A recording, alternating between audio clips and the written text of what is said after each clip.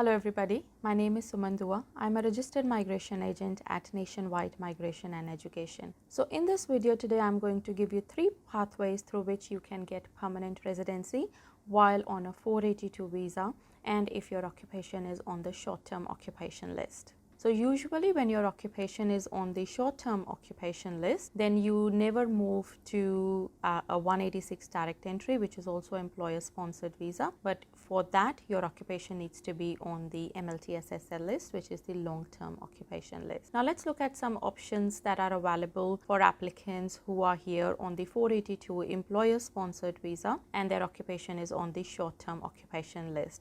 Many times we see these applicants going on a student visa when they do not have an option to go on another 482 visa. So now let's look at some options that you have to move towards a permanent residency pathway through the 482 visa. The first option you have is going towards skilled migration pathway, which is visa subclasses 190 and 491. So 190 is a permanent visa and it's a state nominated visa, and 491 is a provisional permanent visa and it is a skilled state nominated regional visa which is granted for 5 years, and after 3 years you do have the option of applying for subclass 191, which is a permanent visa.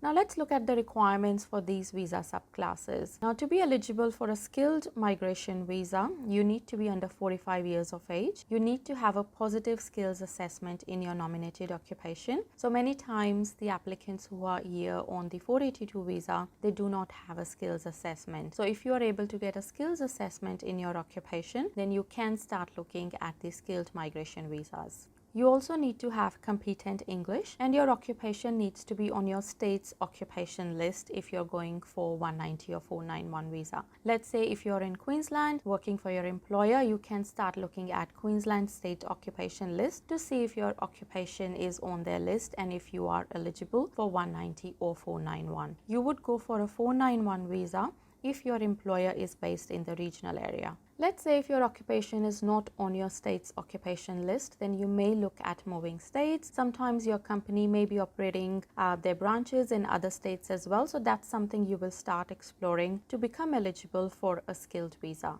For one of these visas, you need to understand the state requirements. So most states would want you to live and work in their state before they nominate you for visa subclasses 190 or 491. So it could be that you need to be living and working there from anything from 3 months to 12 months period. We have made various videos regarding the state requirements for the 190 and 491 visa. So we will put the link in the description.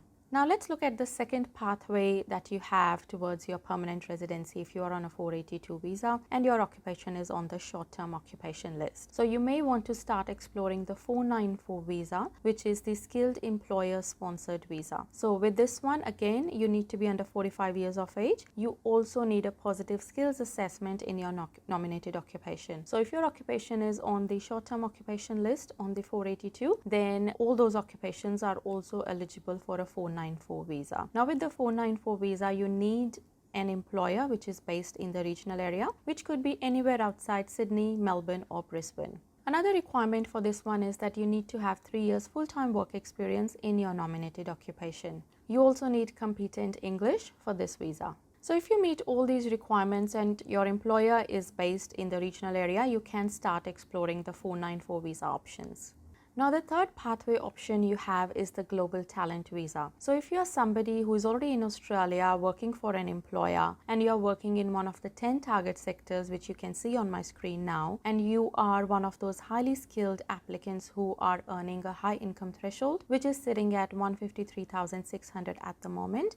However, this high income threshold increases 1st July of every year. So if you're meeting that income requirement and already working in one of the target sectors, then you may have a chance to apply for the global talent visa. To be eligible for this visa, you need to be invited by the Department of Home Affairs and you can lodge your expression of interest through the Department of Home Affairs website. So in the past, we have made various videos regarding the global talent visa. We will put the link in the description. So if you are somebody who is on a 482 visa here in Australia and your occupation is on the short-term occupation list, I highly recommend that you start exploring one of these options that I have recommended in this video today. If you have any questions, please feel free to get in touch with us.